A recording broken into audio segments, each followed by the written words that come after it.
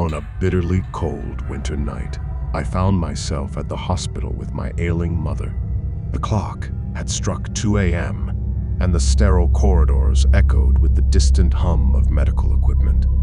I was handed a note listing the medicines she urgently needed, and I was told to fetch them from a nearby pharmacy. I knew this was going to be a challenging task.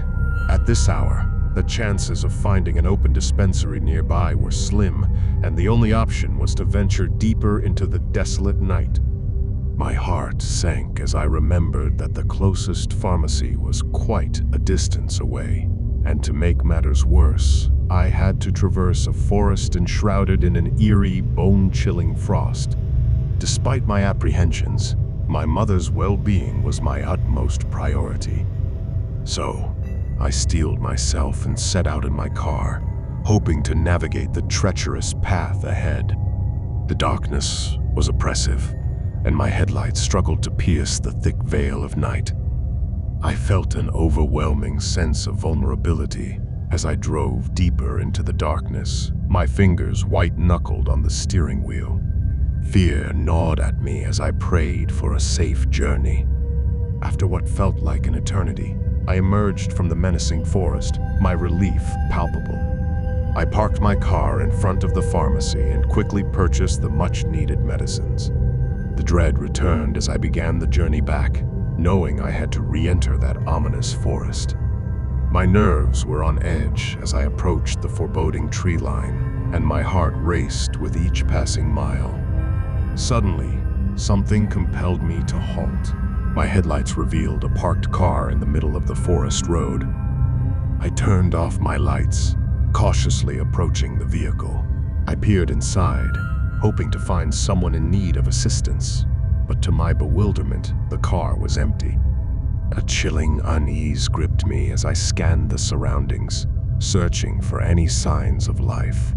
That's when I saw 2 shadowy figures dragging something, perhaps a lifeless body. My blood ran cold, and I was paralyzed by terror. I watched in horrified silence as they continued their sinister task.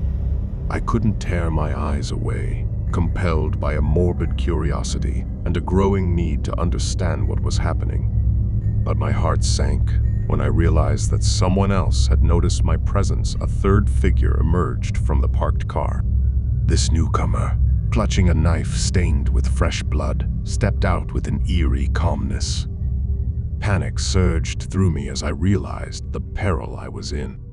With a sudden surge of adrenaline, I turned and fled, my footsteps echoing through the darkness as I raced back to my car.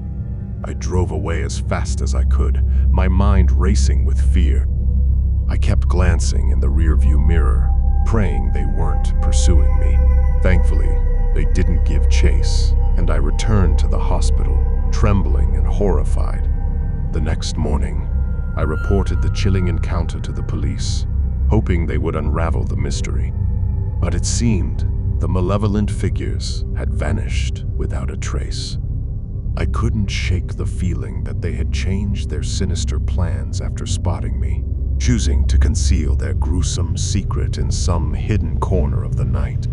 The memory of that harrowing night haunts my dreams, a chilling reminder that darkness can shroud even the most dreadful secrets.